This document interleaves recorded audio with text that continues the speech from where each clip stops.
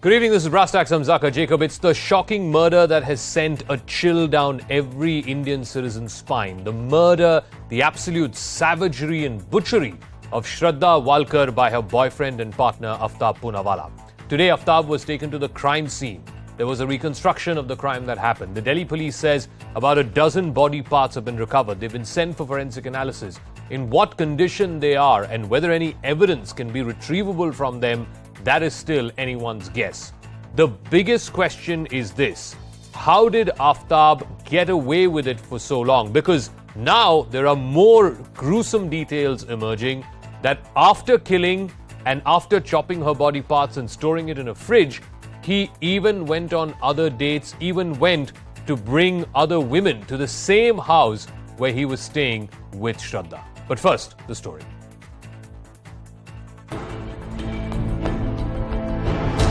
Killed,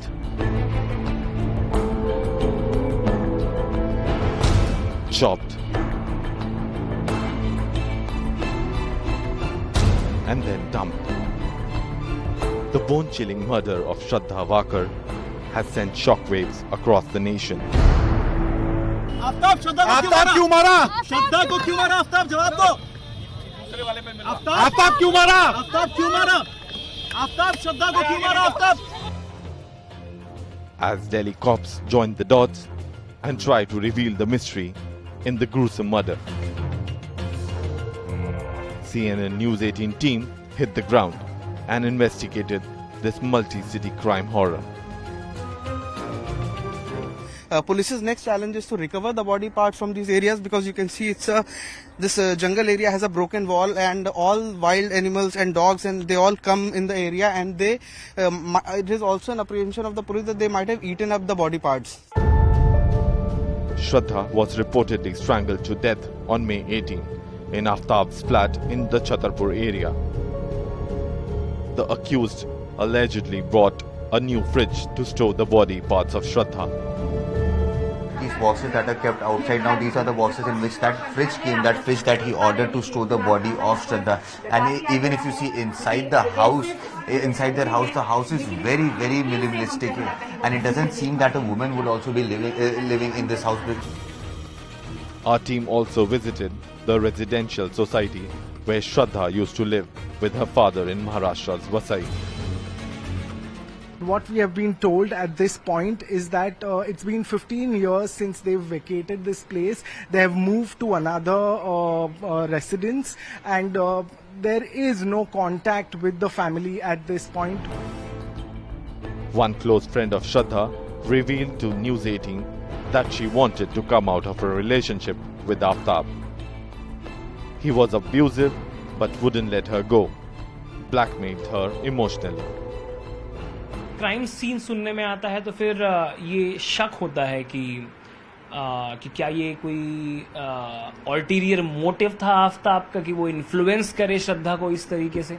फिर ये जो क्राइम है, आज तो ये मन में सवाल होता है कि कैसे कोई इतनी बड़ी दरिंदगी कर सकता है. तो श्रद्धा डरती थी कहीं ना कहीं. श्रद्धा ने हमें यह भी बताया था कि वो इस रिलेशनशिप में नहीं रहना चाहती, वो बाहर आना चाहती है. This cold-blooded crime of passion has triggered nationwide outrage, with people demanding that Aftab be hanged to death. Shraddha was chopped into 35 pieces before being disposed of like her life meant nothing.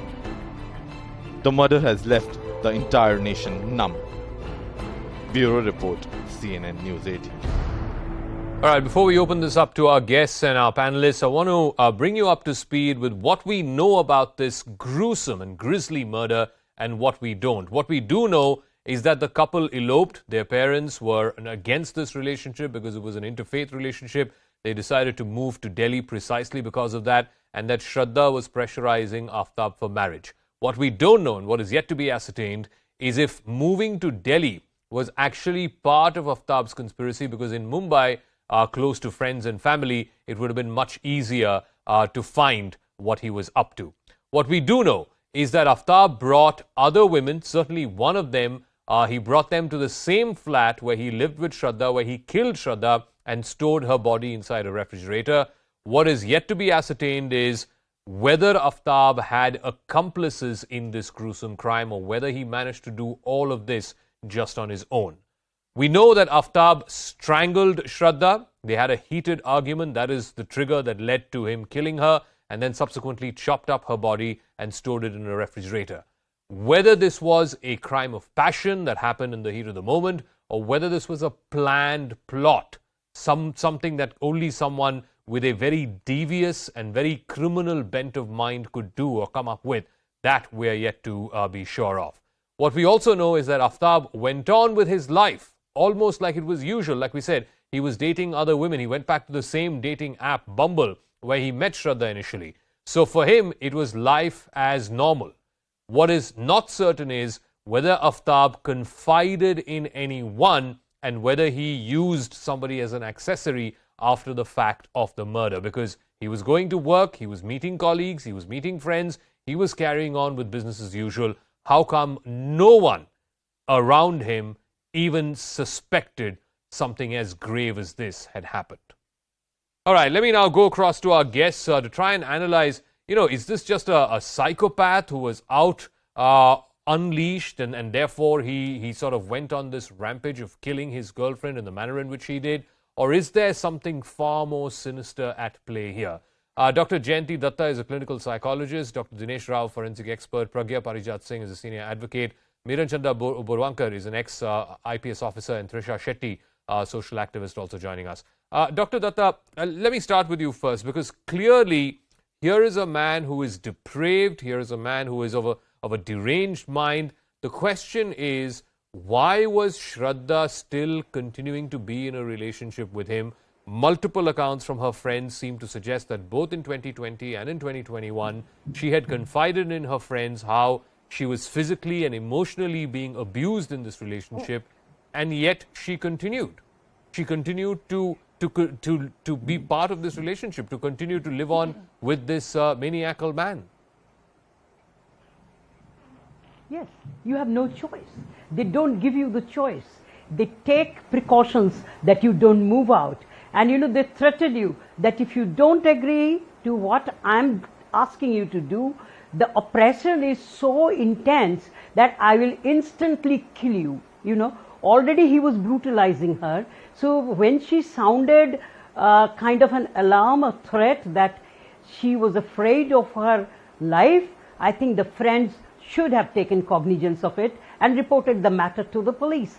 Now, when you want to come out of this kind of a relationship, they ensure that you dare not step out, dare not disobey them. Now, that threat, is so intense, you feel maybe there is a chance I might cajole, I might convince him, I might get an opportunity to come out, but they never get it.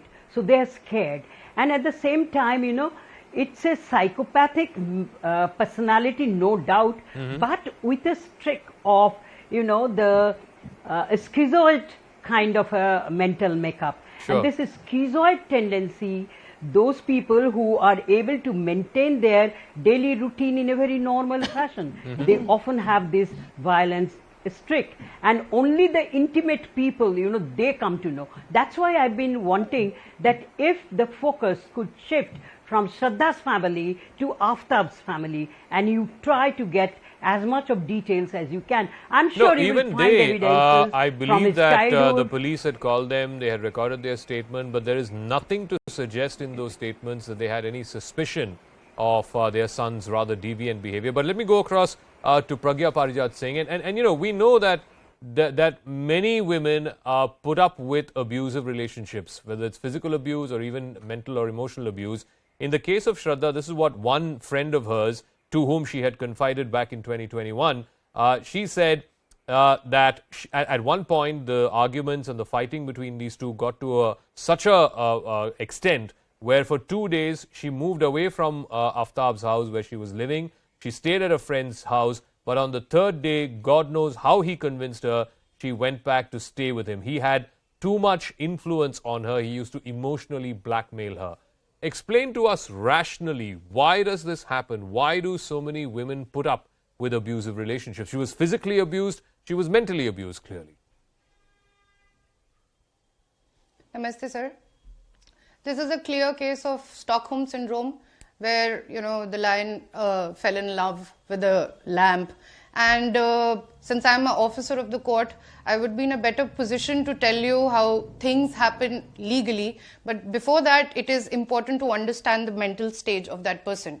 So the FIR, if we decode the FIR, which primarily, wrote the statement, confessional statement of the father when he filed for the missing report, it clearly stated that we were not happy, and in fact she was in touch with her mother, and she said that, he beats me up. Even the friends knew about it. And since we go to the court, I do a lot of woman-oriented matters. The first thing I always tell my clients is that you need to stand for yourself. Any एक थप्पड़ भी बहुत बड़ी चीज होती है. The moment somebody is trying to hit you, you must understand that this is a red flag. You need to immediately step out, raise an alarm, tell people around you. Otherwise, there is no end to it. Of course, this guy has some sort of depravity, because the way in which he has killed this woman, and the way he proclaims that he used to love, I have no idea what sort of love is this. Okay. It is barbaric, it is spine-chilling, grotesque, diabolical, and there's no other for that. And I would say that it's very important that whenever there is a scenario or a situation wherever a woman hear that something is happening to their near or dear ones, or whenever you are in a situation, even if you're financially not well off, first thing that you need to understand is you need to speak for yourself. Nobody else is going to help you out. Let me ask Shraddha Walkar, this is just an indication of the criminal bent of mind of Aftab Poonawalla. According to the police, after the murder of Shraddha on the 18th of May, Aftab logs on to her Instagram account and direct messages many of her friends, and he continues to do this for a number of days to give the impression that she was still alive, that she's using her Instagram account to get in touch with her friends. He also reportedly paid her credit card bills so that the credit card companies don't contact her residence. Obviously, the registered address was her residence in Mumbai, and if that were to happen, her father would be alerted, her brother would be alerted. Just give us a sense into the mind of this criminal, that not only did he kill her in the most grotesque fashion, stored the body in a refrigerator, but he also had the presence of mind to use her Instagram account to give the impression that she was still alive, and to pay her credit card bills. So this only shows that he is a very cold-blooded criminal. And I'm surprised that this is the first case which has come to the notice of police. With this kind of background, he must have had some criminal cases in the past. That's what I feel.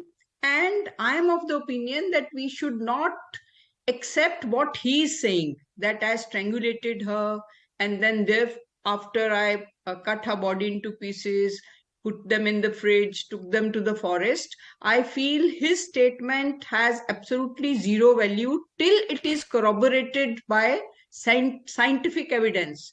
Don't forget, we recently lost that Chawla case where Supreme Court has acquitted 3 such rapists and murderers, and the offense was equally gruesome.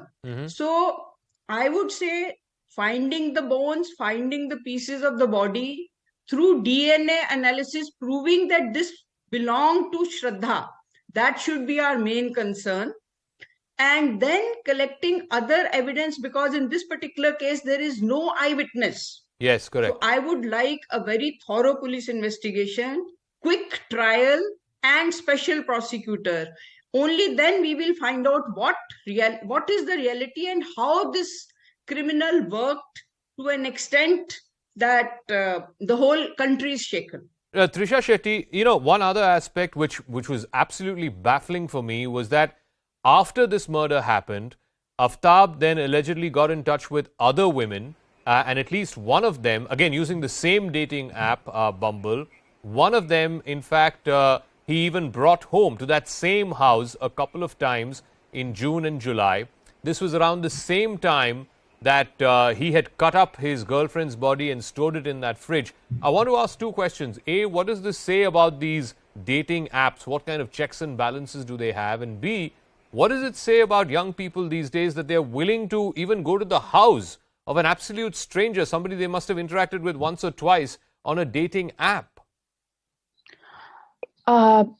Look, I think you've posed two important questions, right? The first thing is highlighting a pattern of repetitive behavior that we see very often when it comes to people who have criminal tendencies, who commit crimes. Now, why do most perpetrators repeat the crime? Is because they think they can get away with it. In India, over 97% of cases of sexual violence is not by a stranger in a dark alley, it's by someone closely known to the survivor. Domestic violence cases too. Now, why are these cases treated differently? Because often when you go to a police station, when you try to seek recourse of the law, there's a sense of, ghar ki baat ghar pe rakho. There's a hesitancy that you often see, even when it comes to police personnel, because they don't want to get involved in house matters. So that's why these cases of domestic violence, of violence in general that happens within confines of homes, is difficult to manage and to get justice in these cases. One second. There is no evidence of Shraddha having ever complained to the police about being in an abusive relationship. Yes, and I hear that, but the friends have said that she did say she was scared for her life, right? And the friends were worried that they didn't want to escalate the matter, considering she went back.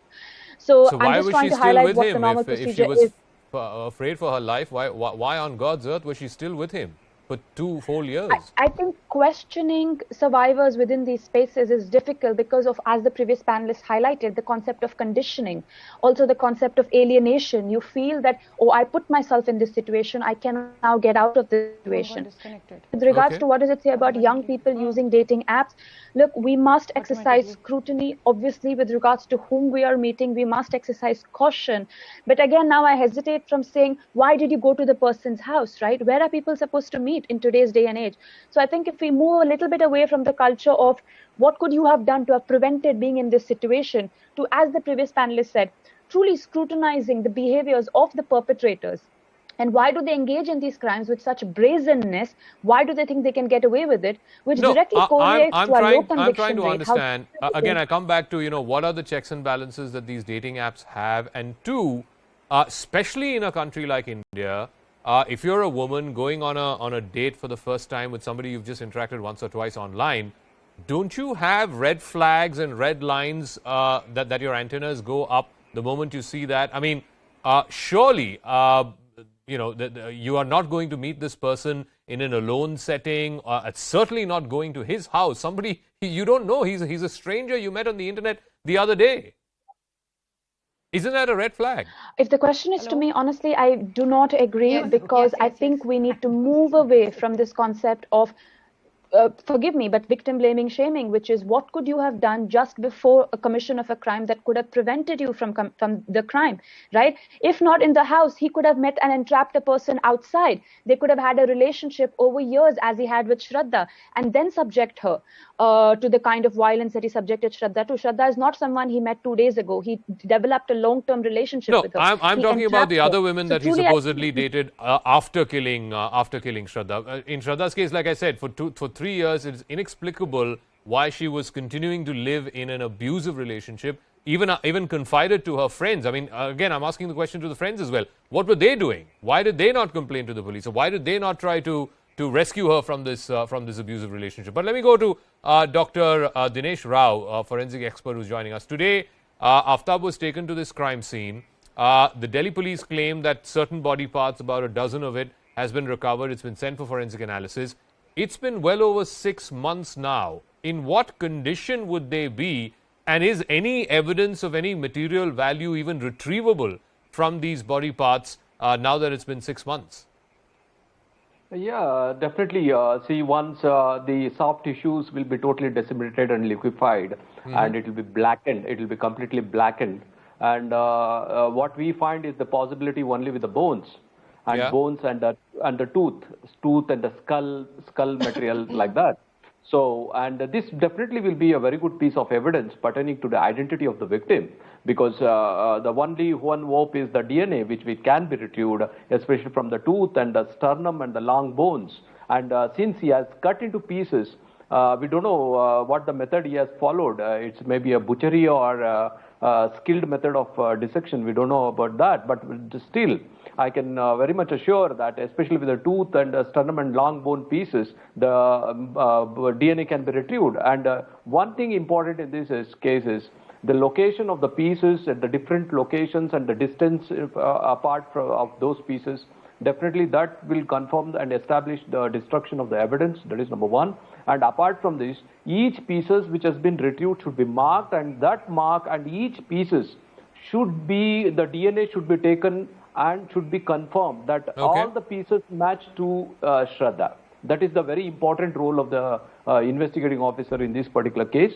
And apart from this, the contents of the bones, the contents of the bone, is it that cleaver which has been used? That is, it's antemortem or postmortem. That is very important. Because definitely I agree with another colleague who has mentioned about that, the way he has the motive behind this. But definitely what he says definitely may not be right. Because based on the way he has committed and executed the crime and destroyed the evidence, he is definitely meticulous. So far, we don't know whether the murder weapon has been recovered. As of now, we have no information that the murder weapon has been recovered. Secondly, as far as motive is concerned, the police are claiming that he said that their relationship had gone sour and therefore he did what he did. Again, that will not stand in a court of law. And most importantly, I think as Shraddha Walkar said, there are no witnesses to this crime. So the entire proving this case rests on circumstantial evidence, scientific evidence. And in a country like India, the investigation record of our different police forces have been so patchy when it comes to forensic evidence, scientific evidence and circumstantial evidence that oftentimes it doesn't stand in a court of law. But anyway, let me go back to Dr. Datta. One of the other things that I'm very, very startled by is that Aftab reportedly had this Instagram account where he had over 28,000 followers. He was largely a food blogger who used to put up pictures and videos of food recipes and so on and so forth.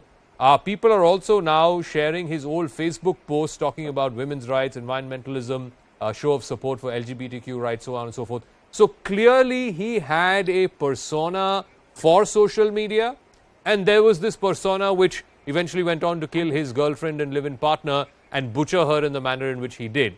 This almost schizophrenic split of his personality, how come no one knew about it? How come no one picked up clues about it, whether it was his family, friends? He's also 25, 26 years old. I mean, he's interacting on a daily basis with friends, colleagues, family, etc. No one saw this?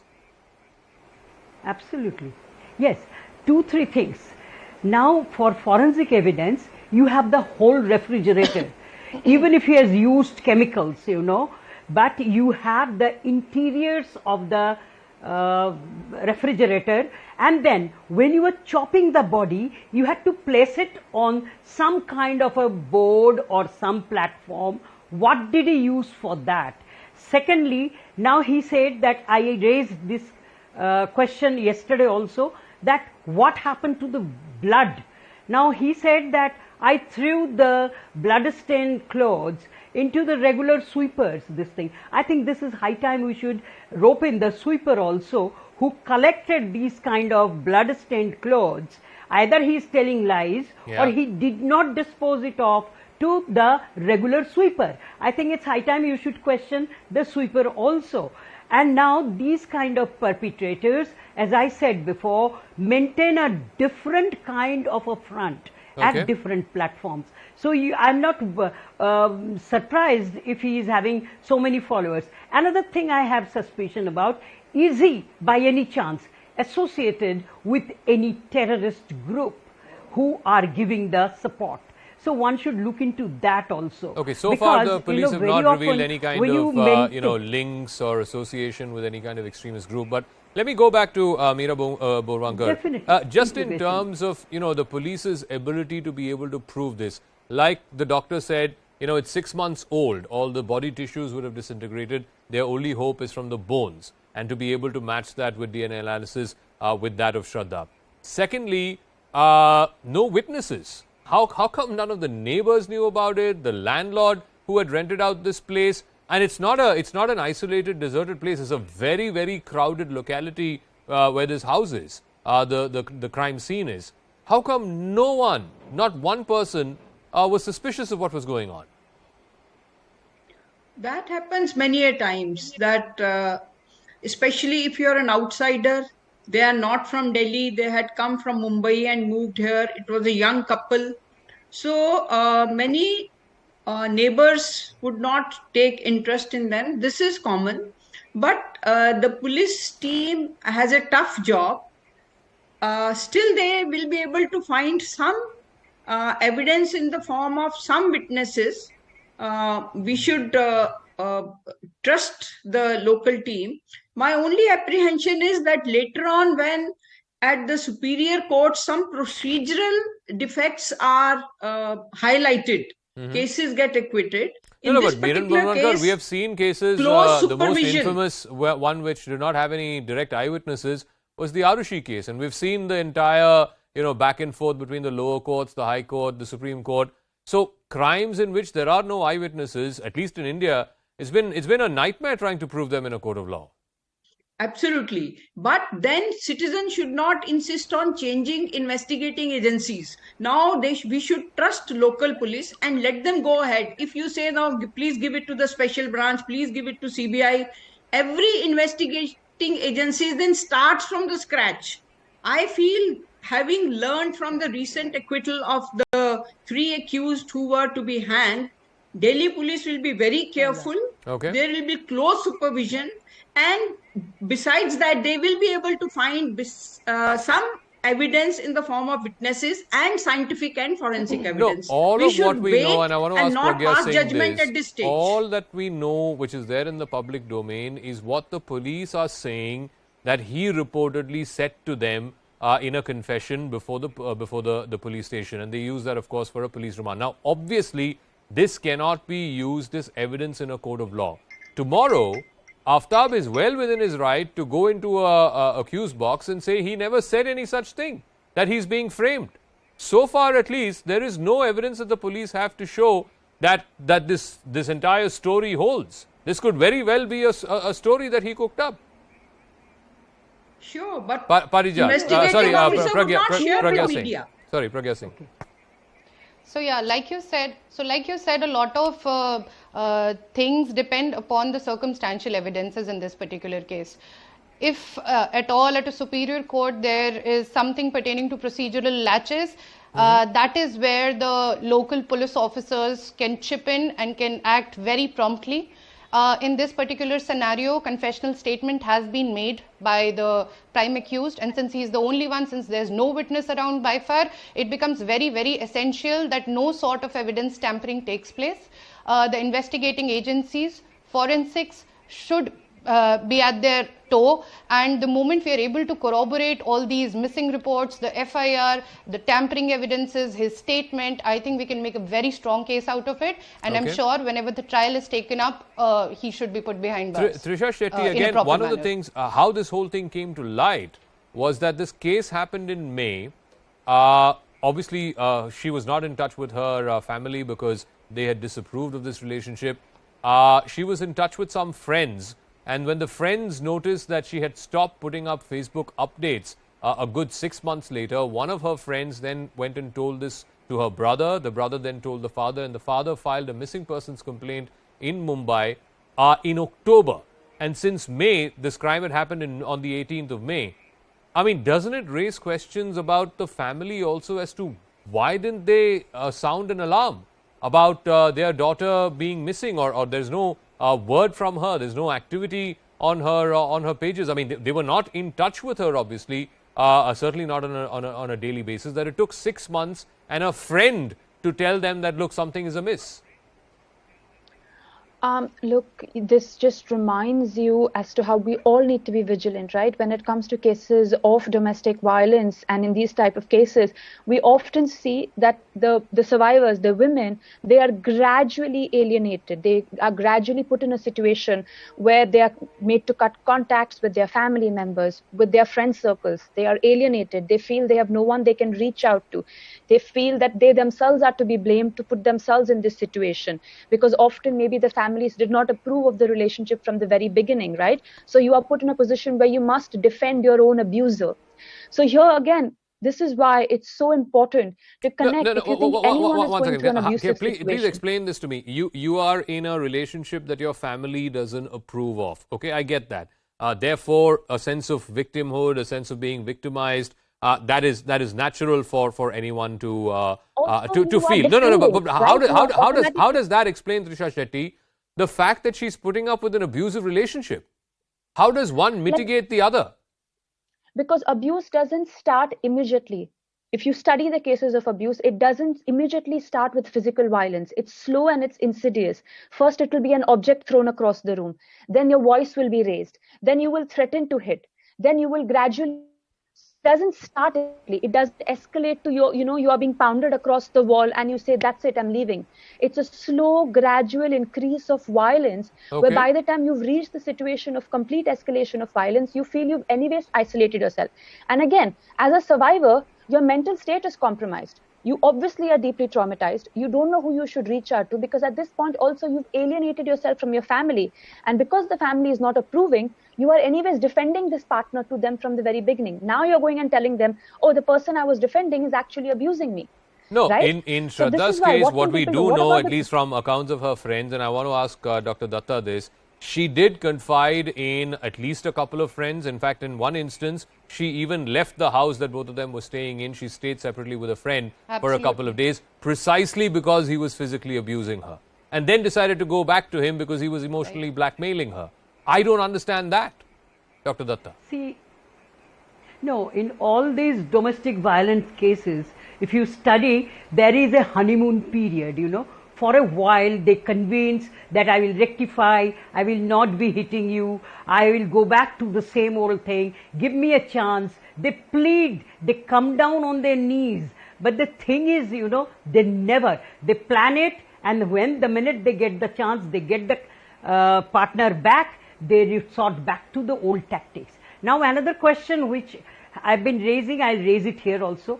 Now, at a particular time, 2 o'clock in the night, somebody is getting out wherever he is going. But that neighborhood, how can nobody has seen? Exactly. 2 o'clock, if somebody is every night going out, I'm sure with your detailed screening, this interrogation has to be more skillful.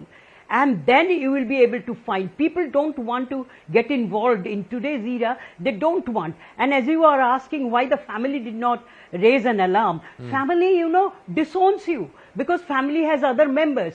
If you remember Blue Whale game and all other things where the person was forced to commit suicide, they always threatened your immediate kith and kin that if you do not do this, I'll kill this person, your father, your mother, your brother. Now the family people, they are also apprehensive. They initially try to convince you, and when they are failure, they realize that you are not going to listen to them. Let me go back to Miran Borwankar. One of the points that Dr. Datta made, here is a man who's cut up his girlfriend's body into different pieces, and at 2 a.m. every day for 18 days, he takes it in plastic polythene bags and dumps it in the forest. Reportedly, most of the times he was just walking. He was not even using a vehicle. How is it that at a time when you have night patrolling and beat constables and even private security guards now in most localities in Delhi, how can this happen that a person, and there is a repetitive pattern of behavior here as well, and nobody found something amiss? And this day and age, there are CCTV cameras across every street corner. Again, no one picked this up, this pattern of behavior? So, investigation is going backwards. I am sure that the investigating officer has come across both CCTV camera information and also some witnesses, but obviously they will not share with the media.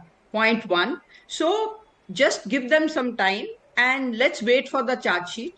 And point two, we are repeatedly talking of women in abusive relationships. Lakhs of women, even women who are earning well, they are in these abusive relationships because in India and also internationally, it's quite difficult for a woman to get out of emotional bonds.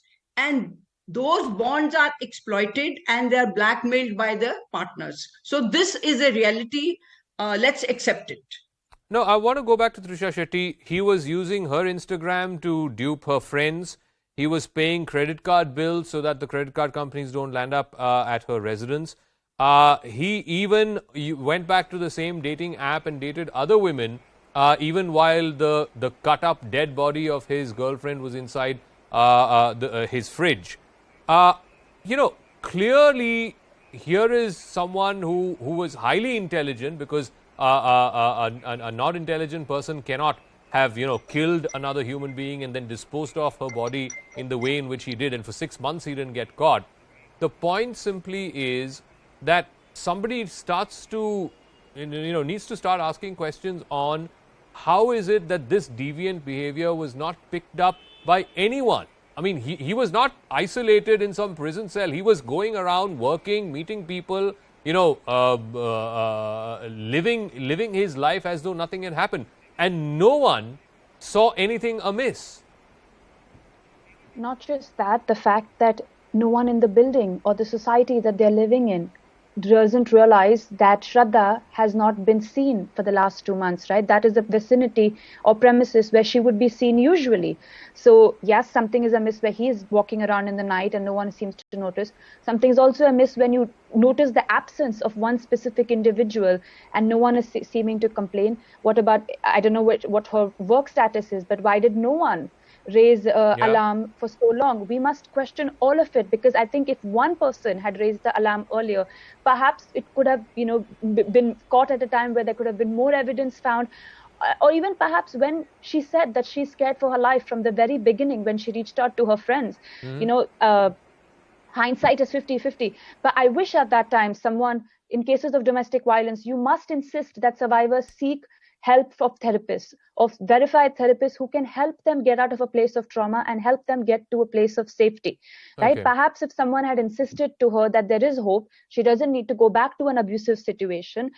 She needs to seek help. She needs to seek trauma, and keep reminding her that she has solid support systems she can rely on. And he is not the only support system who is actually an abuser that she needs to rely on. Perhaps she would have been safe. And perhaps that's the message we can send out to everyone listening, that if you know someone is in an unsafe situation and they're isolating themselves, do everything you can to keep reaching out to them, connect them to therapists, connect them to get mental help, and keep reminding them that they're not alone and that anytime they can reach out to you. I want to give Dr. Dinesh Rao the final word.